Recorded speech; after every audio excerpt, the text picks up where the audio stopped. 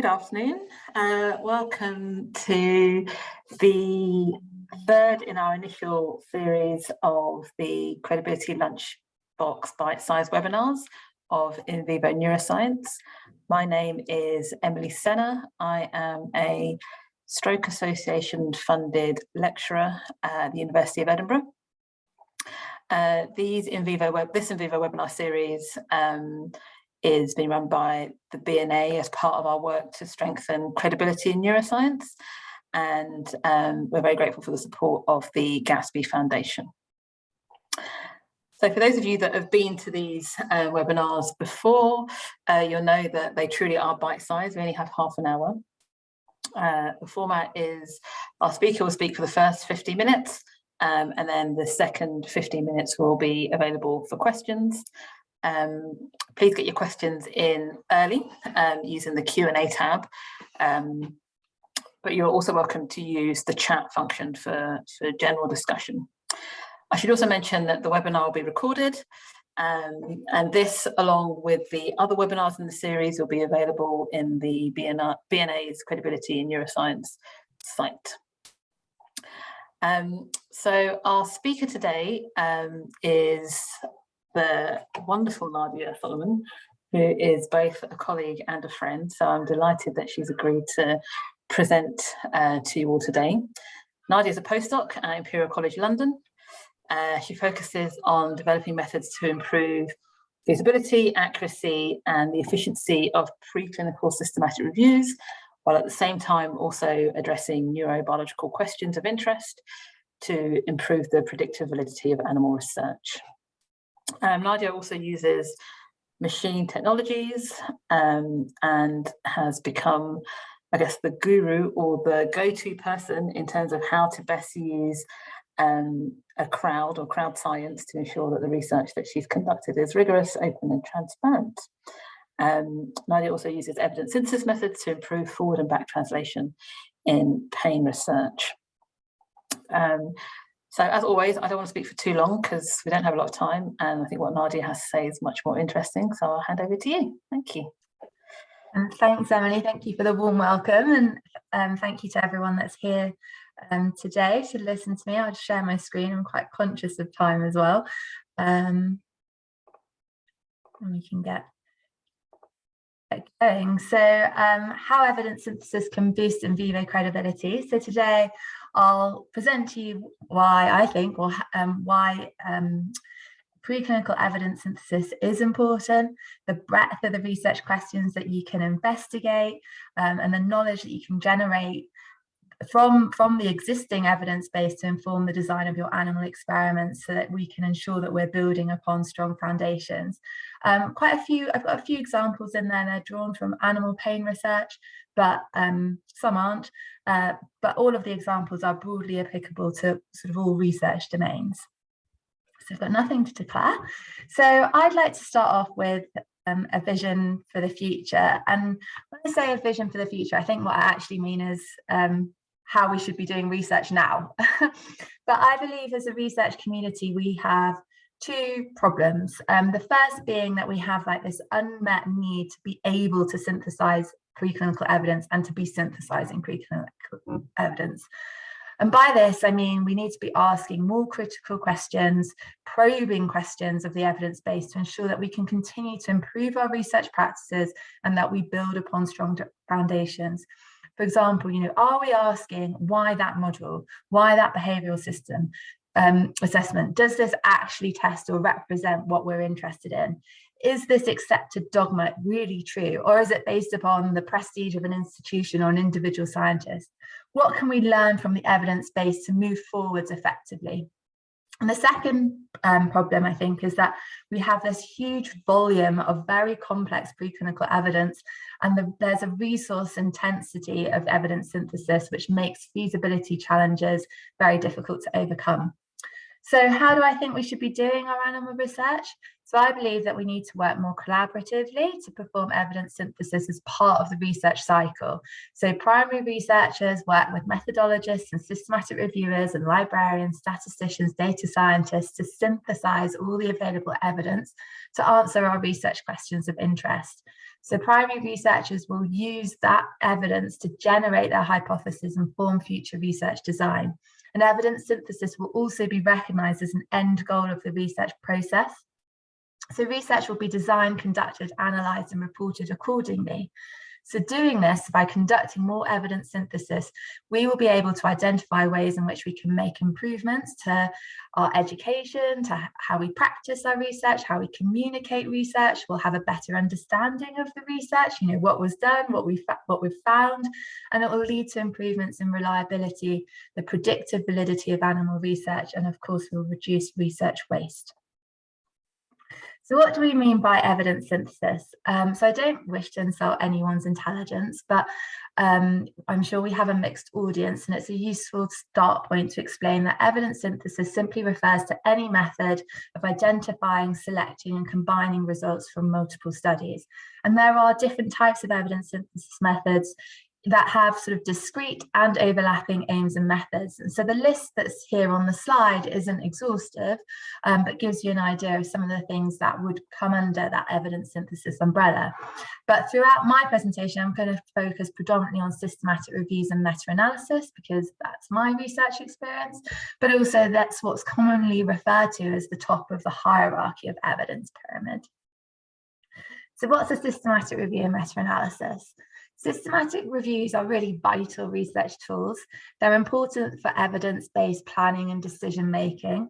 They're an effective approach to consolidating that high volume and rapidly occurring evidence, and sometimes it's actually conflicting research that exists on a topic. And they're designed to address a specific research question. They use predefined methods to identify, select, and critically appraise all the available evidence that is relevant to the research question, and they answer that specific research question in an unbiased manner. And when appropriate, you can add a meta-analysis on, which is when quantitative data is extracted from the relevant research, and you can apply statistical techniques to get a more objective sense of the data. The systematic reviews summarize knowledge in a format that makes it much easier to understand, so we can get a better understanding of the strengths and weaknesses of a field, and we can inform a future research agenda. They provide evidence to inform a variety of decisions, from identifying knowledge gaps, improving methodological quality, and translating animal trial data to the clinic. And they could also maybe even determine whether there's already enough data on a topic, and therefore stopping the need for any further experimental investigation. So from an ethical standpoint, the use of animals in biomedical research is continually debated, whether the potential benefits outweigh any animal suffering. And so it's also critically important that experiments in which animal use is justified, that those experiments are actually designed, conducted, analysed appropriately to ensure that results produced are reliable. And the publication of preclinical systematic reviews have initiated a cultural change towards improving internal validity, so how a study is conducted. And Emily's done a lot of work in this space that's really moved things forwards, as well as external validity. How closely do animal models reflect the human condition, so we can improve the value of animal experiments and reduce research waste. So what does this mean for you as a researcher? So that doing a review gives you this in-depth understanding of the available evidence, what we know, where the gaps are, shows you how reliable the evidence is. So is the quality of the studies good enough that you can accept the reported results and conclusions, or should more experiments be repeated with greater mitigations to reduce bias? Is your study design appropriate? For example, which model should you use? Which controls should you use? Are there areas which we no longer need to repeat experiments, and therefore we can reduce the number of animals that we use? So let's take a look a little bit closely at some of these themes. So firstly, experimental rigor. Systematic reviews can inform robust experimental design, and experimental bias is often unintentional, but is because of poor internal validity, leading a scientist to incorrectly attribute an observed effect to a treatment or intervention. And so having internal validity ensures that changes observed in the outcomes are due to an induced change rather than any confounding factors. And the internal validity can be compromised by a range of biases, such as those listed on the slide. So the extent to which a systematic review can draw a reliable conclusion does depend on the validity of the data that already exists, and the results within the included studies. So it's important to assess the risk of bias of individual studies as part of the review process. And so there are several mitigations that will reduce the risk of biases, and internal validity of individual studies is assessed against the reporting of a number of criteria. So methodological quality assessments such as the Camerades checklist and the Circle Risk of Bias tool give structured insights into whether the included studies' conclusions are at risk of bias. So the criteria, sample size calculations, blinding, randomization, and any animal exclusions are really applicable for limiting bias within preclinical studies. So why are these important? Several systematic reviews and meta-analyses have provided evidence highlighting that inadequate methodological approaches are associated with bias. And of concern is a number of systematic reviews have shown that studies which have a low prevalence of reporting measures to reduce bias tend to give higher estimates of treatment effects, such as the example that's pictured here. It shows that failing to report blinding, randomization was associated with a larger effect size. And this has led to the development of guidelines for the conduct of reporting in vivo research, which you might know to be shortened to ARRIVE. So another area of focus for a systematic review is study design. So if the conduct of an animal study is very thorough and eliminates the possibility of bias, translation of results might still fail because of the disparities between the animal model and a human population, for example. So systematic review can be used to support the choice of study design characteristics. An animal model must have certain characteristics that resemble a human condition, but there are also many other ways in which they'll differ, and some of these differences can be of great practical importance. So there needs to be careful consideration given to the choice of species, strain, sex, age, the type of outcome assessments that are in relation to the clinical condition being modelled. And it can be an aim of a review to inform a research agenda to consider how animal models are currently being used, and are there ways in which we could try to improve animal models for clinical translation and to meet the patient's needs for safe and effective treatments. And lastly, a systematic review and meta-analysis can help us assess whether publication bias is likely.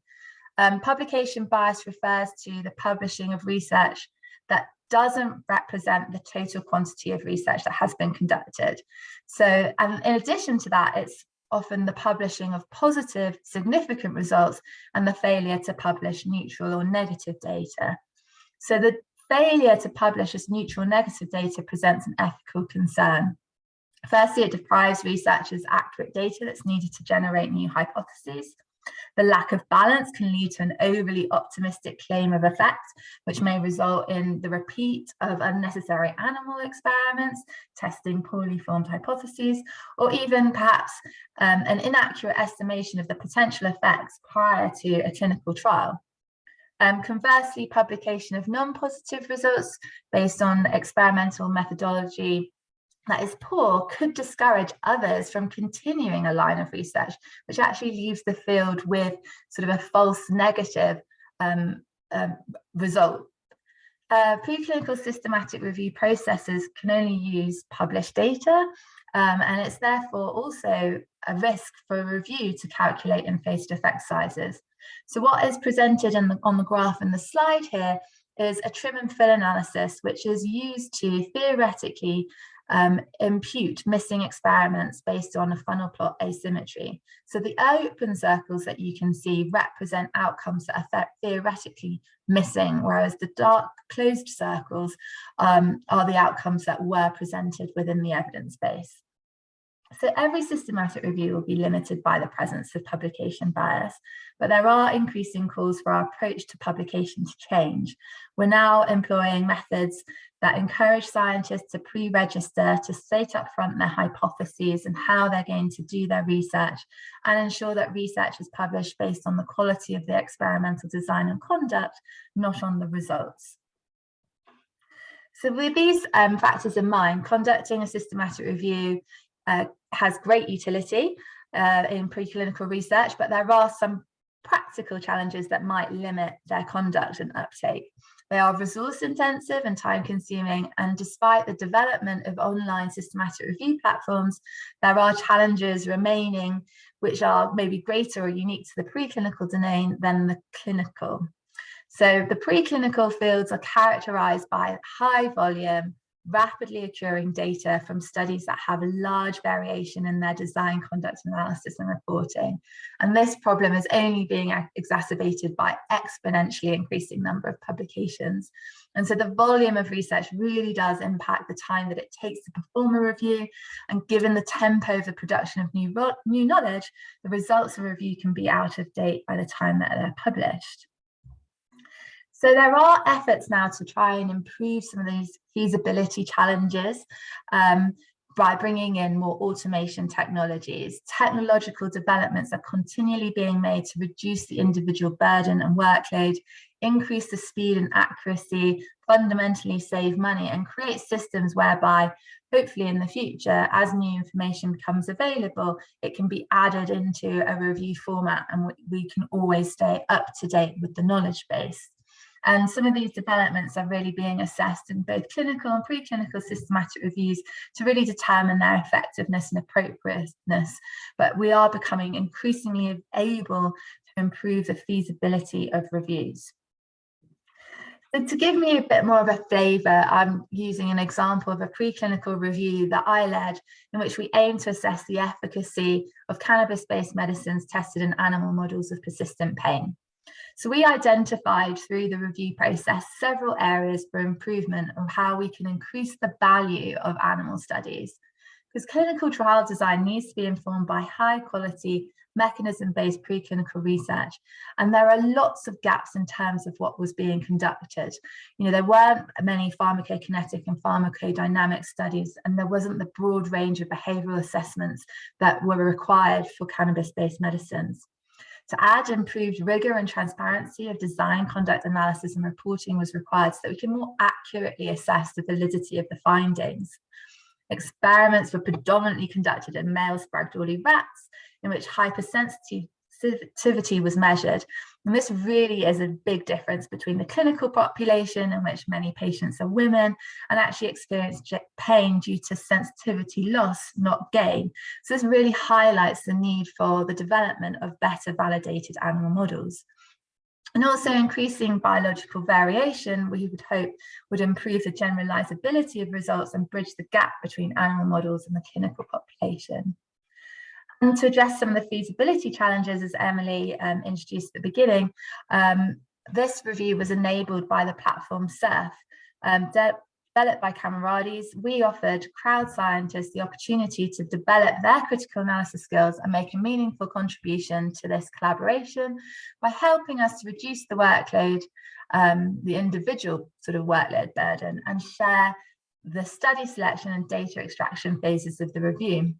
And crowd science really offers this opportunity to bring together researchers, increase the diversity and democratization of knowledge production, while creating this potential for cross-cutting, multidisciplinary collaboration, and hopefully in the longer term, more efficient problem solving. Oh, there's the image for systematic review facility SURF. So if I've not convinced you yet of the need to consider how we work, how we create and curate knowledge, then I'll let the crowd do the talking. The one thing that I'd like to draw your attention to is the impact contributing to a review or conducting a systematic review has on a researcher and on the research. Crowd scientists reported that their critical analysis skills have improved, that they've enhanced their professional skill set, and it's led them to improve their own research practices, including having an improved understanding of animal study design, conduct and reporting, as well as a better understanding of experimental bias, including the mitigations and how to assess study quality. So back to my vision for how we should be doing research. As I've discussed, I think we have two problems as a community that we need to address: the unmet need to synthesize and be able to continually synthesize preclinical evidence, and the volume and complexity of preclinical evidence and the resource intensity of evidence synthesis, that there are several feasibility challenges to overcome. So I've presented some technological and collaborative solutions, but these will have limited utility unless we improve the way in which research is designed, conducted, analysed and reported in the first instance. But I still feel strongly that research should be informed by an understanding of the evidence base and then conducted, analysed and reported, so that can be used again in an evidence synthesis form and built upon. So I have some recommended sort of reading and resources that are on the slide here. I think they're a good introduction to preclinical systematic reviews if you're interested. And I thank you all for your time. I'm very conscious of the time, so now welcome your questions. Thank you, Nadia. That was brilliant. And I know that I am biased in that I'm a believer, I'm converted, but I think you articulated that really well. I think it's actually worked really well having you as a third in a series of 3 talks, because I think you really brought it full circle. Picking up from Esther's talk, talking about, she talked about the arrived guidelines and experimental design, and Natasha about heterogeneity and bringing in that biological variation. I'm going to make a quick comment, and then I see that we already have a question, which is, the thing that always strikes me about the difference in preclinical versus clinical systematic reviews is the volume of data. It's an order of magnitude difference. And I guess without, and I appreciate that I am biased, without doing a systematic review, particularly in the preclinical space, how are we expected to keep up with knowledge? Like, how is it possible, given how much we're producing as a community? I think that's one of the sort of really sad realities, is that it isn't possible as an individual to keep up with what is out there.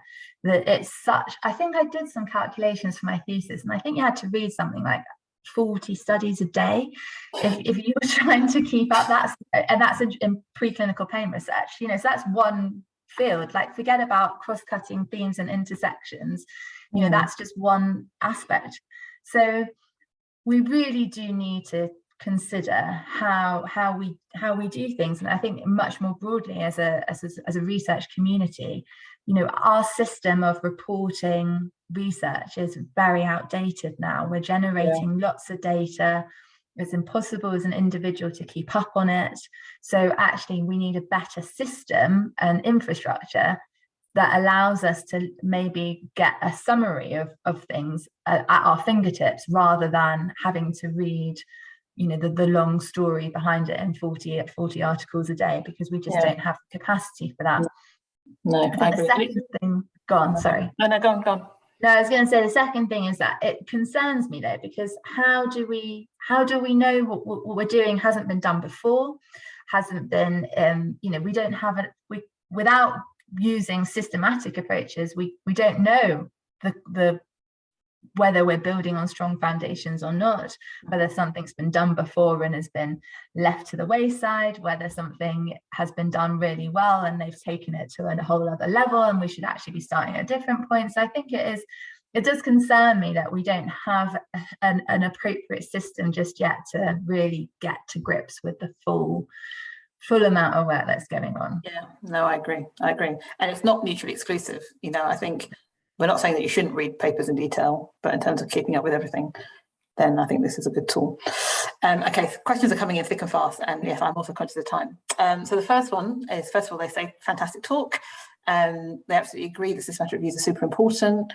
They have the impression that funders and grant reviewers are more interested in projects that create new evidence. Would you agree with that? And how can we change that? Are there project networks that aim to lobby for including evidence synthesis as a valuable activity, for example, in grants? Sorry, Emily, you went a little bit. You sounded a bit distant there, so I may have missed a bit of the question, but I think I got the general gist. I absolutely agree. I think funders' focus does definitely seem to be on the idea of producing new information or new knowledge. I do argue that actually systematic reviews can produce new information and new understanding. It isn't that we just confirm results. Actually, you do, by going through that process, identify things that are new, that weren't known. So there is utility in framing it that way. I'd also say that I think at the moment, as a research community, there probably isn't the number of people that are doing systematic reviews that is required. But for more people to actually be able to do them, they do take a long time. They're a very rigorous process. Actually, our funding cycles need to be longer, I think, so that funders need to recognise the utility in research being informed by systematic reviews. And unfortunately, that is something that we're continuing to lobby for. Yeah, we're just not quite there yet. I agree. I always say that everybody wants a systematic review, but nobody wants to pay for it. And, yeah. and that's kind of where we are. And it's a vicious cycle, because we want to develop more infrastructure and more tools that will make it more feasible, but the only way we can do that is if we're funded to do it. So I hope there's a funder listening that continues to hear our calls. I agree. And in the other part of that question was around, are there groups lobbying? I guess I would, in lots of different aspects, I always tell people to find their tribe. And like the Camarades collaboration is an international collaboration, 5 national coordinating centres for conducting preclinical systematic reviews. So I advise people who are embarking on systematic reviews to reach out to Camarades. You will find out about resources and support. And we are lobbying. I feel like it does fall on deaf ears a little bit. But yeah, that's where we are. Okay, so many questions. Great talk. I wonder whether we need to include evidence synthesis more in education / training of students. Do you have experience with that you could share with us? Yeah, so I have a varied experience. So firstly, I'm at Imperial in the Department of Surgery and Cancer and the Faculty of Medicine, and actually systematic reviews are we're not allowed to deliver them for student projects, which is really disappointing. I'm trying to work with them on that, yet to have success. But where I have had success was actually using the crowd for the cannabis review that I referred to in my talk. Actually, some different student groups from different universities all signed up, and I delivered training, and they were able to contribute not only to something that then became, a large publication, but actually learn along the way. So I think there are ways around perhaps institutional barriers. I certainly will, in the next preclinical systematic review that I set up, will be looking to create opportunity for students to contribute. The problem that I have is, by not being able to deliver this within sort of an institutional student framework, it means that I'm asking students to do something outside of what is expected on their courses. But I would definitely like to support, or would encourage, wherever possible, bringing this into the curriculum. What I have been able to do is just deliver introductory lectures into sort of how to critically appraise research based on findings that we've, highlighting findings from systematic reviews. So mixed experience. That's really disappointing. I feel like you actually have told me that about Imperial, but I clearly have blocked that out of my brain. In Edinburgh, we don't have that problem, which I think is great. And I was SURF, actually, we organised just today, was the last in a workshop for systematic reviews that is supported by the NC3Rs, and it's available to anyone free of charge to join. I'm not sure when the next one will be, but we did have a few students from other institutions who joined that workshop to learn about systematic reviews.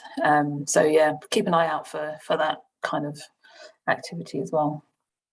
Next question from Ngara Dennison, who says they love the concept, but if we look at the recommended reading, the references are from 2014-15.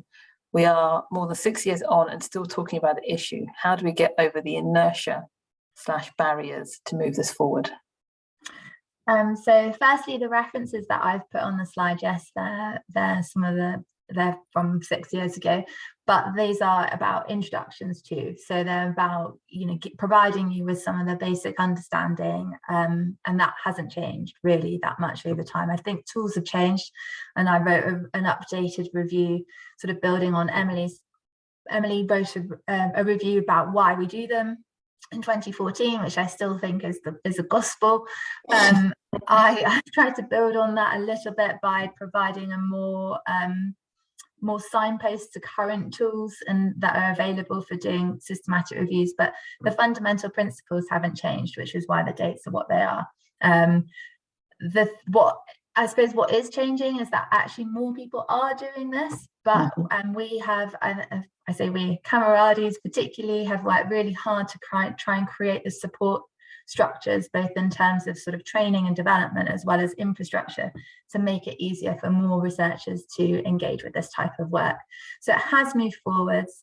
I think where some of the barriers still exist are in terms of getting funding and proper recognition for the time that this type of work takes. It's not something that can be done really quickly. It's a very rigorous process that requires lots of different skills and different people to be involved in effective collaborations. Yeah, no, I 100% agree. Next question is, how do we start with crowdsourcing a review? How do you find people who are motivated and feel sufficiently rewarded by participating in such a study? That's a really good question. I think there are, one of my big concerns is about labour and free labour and not exploiting people. So crowdsourcing a review, firstly, the first thing is having your review set up and having the infrastructure in place and somebody to support them. The project management of a crowd cannot be underestimated. To recruit, you can use your network, social media channels, and learned societies. That's how I did it. Ask people to sign up. Keep them informed, deliver training, and they'll have to pass training because you want them to contribute, you want their contribution to count and be of the quality and value that we require. And then it's about helping them to make the best contribution that they can make. And that's why it's such a, from a project management perspective, quite a resource intensive aspect. It's literally nurturing, helping people when they get stuck, making sure that people have access to the infrastructure, making sure that they feel valued and that they're part of the project. And then in terms of rewards, my reward, because everyone were scientists and researchers, our reward, or if you like, recognition, was that they are authors, that they have contributed to the project significantly enough to be recognized as authors, and they were included not just in those aspects as they had volunteered for, but they were then included in the review of the manuscript and the writing and the submission process as well. So it's about being as open and as collaborative as possible and making it as easy as possible for people to contribute. Yeah, I'd be very happy to talk about that in more detail if you would like to contact me. Cool. Yeah, no, I agree. I think you'd be surprised actually how many people want to participate and want to get experience. There's a comment here that someone says, so can someone just volunteer to help with systematic reviews? Sounds awesome. The answer is yes. I'm conscious that we've run over time, so I'm going to just pick one more question and then let people get on with their lunchtime. Can tools to assess risks of bias be used to check individual papers, or are they only appropriate to use in a systematic review? No, they can be used to check individual papers. They're ideal for that. So, and now actually it's just so ingrained in me that the moment I read a paper, the first things I'm looking for are those sort of bias mitigations. And if they're not reported, my view of the conclusions changes immediately in terms of how reliable I think they are. So absolutely, I would look up the Camerades checklist, look up the Circle Risk of Bias tool, and try and use those just for the critical appraisal of a single study. They're really useful. Yeah, and they're intended for you to assess a paper at a time, and then you just put those data together. So I agree, it's entirely appropriate. Okay, I think I'm going to wrap up. Apologies for not so good hosting and letting us run over time, but I think everything you were saying was fantastic, so I didn't want to cut you off. I would, well, firstly, I want to thank all the attendees for joining us today, but also for joining the other webinars. If you weren't able to attend the others, I highly recommend that you go onto the BNA Credibility site and have a look at those, because all of them were fantastic. And with that, I'll let you go. Thank you very much, Nadia, for your time. Thank you. Thank you, everyone. Cheers. Bye.